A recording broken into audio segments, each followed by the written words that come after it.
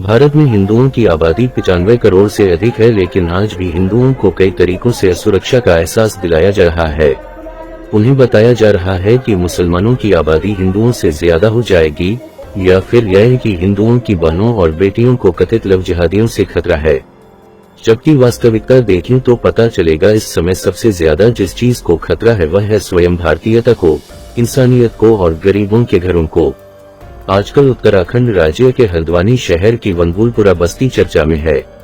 इसकी वजह दशकों से इस बस्ती में रहने वाले आम लोगों का आशियाना खतरे में है। सरकार चाहती है कि लोग इस बस्ती को खाली कर दें और जहां उनकी मर्जी हो वे चले जाएं। जिस देश में सत्ता में बैठे लोग एक सेकंड के लिए अपनी कुर्सी छोड़ना नहीं चाहते, उसी देश में सत्ताधारी लोग आम नागरिकों को बेघर करने की योजना का समर्थन कर रहे हैं। कभी इन्हीं बस्तियों में वोट मांगकर सत्ता तक पहुंचने वाले आज इन बस्तियों को उजाड़ने के लिए जल्दबाजी कर रहे हैं। यह बिल्कुल ऐसा ही है जैसे जिस पेड़ पर बैठे हैं उसी को काट भी रहे हैं। वहीं वनभूलपुरा बस्ती के नागरिकों की नींदें उड़ी हुई हैं, क्योंकि हाई कोर्ट ने इसे रेलवे की भूमि पर अतिक्रमण मानकर इसे उजाड़ने का आदेश जारी कर दिया है। कड़ाके की सर्दियों के बीच 50 से 60 हजार की आबादी को हटाने के लिए 7,000 पुलिसकर्मियों का इंतजाम किया जा चुका है, मगर इस बस्ती के रहने वालों के लिए कोई इंतजाम नहीं किया गया है।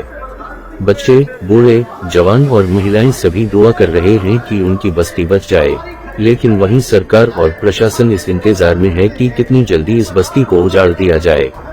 एक और छोटे छोटे बच्चे अपने घर और स्कूल के न उजड़ने की दुआ कर रहे हैं, तो वहीं बड़े बड़े अधिकारी पुलिस बल के साथ उसे उजाड़ने के लिए हर तरह की तैयारी कर रहे हैं।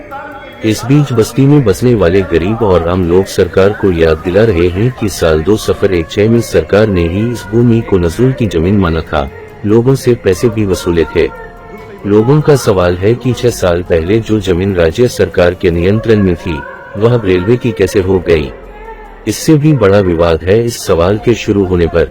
सबसे दिलचस्प बात यह है कि जिसे रेलवे अपनी बता रहा है और जिसे अतिक्रमण से मुक्त कराने के लिए सरकार ने पूरी तैयारी कर ली है, उसका मामला रेलवे ने उठाया ही नहीं था। नैनीताल हाई कोर्ट में रविशंकर जोशी नामक एक व्यक्ति ने साल 2013 में एक जनहित याचिका दायर की। उसने आरोप लगाया कि पुल के आसपास जो बस्तियां हैं उनमें रहने वाले लोग नदी में खनन करते हैं।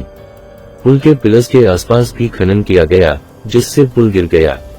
इस याचिका पर हाई कोर्ट ने रेलवे और राज्य सरकार को नोटिस जारी किया था।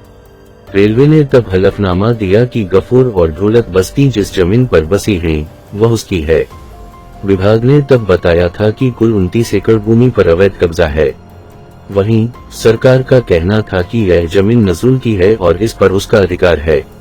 इस बीच 9 नवंबर 2016 को हाई कोर्ट ने आदेश दे दिया कि 10 हफ्ते के भीतर अतिक्रमण हटाया जाए। कुछ लोग इसके खिलाफ सुप्रीम कोर्ट चले गए। तब शीर्ष अदालत ने आदेश दिया कि अतिक्रमणकारियों का भी पक्ष सुना जाए, उनके कागज देखे जाएं। हालांकि इसके बाद रेलवे ने अपना दावा और बढ़ा दिया।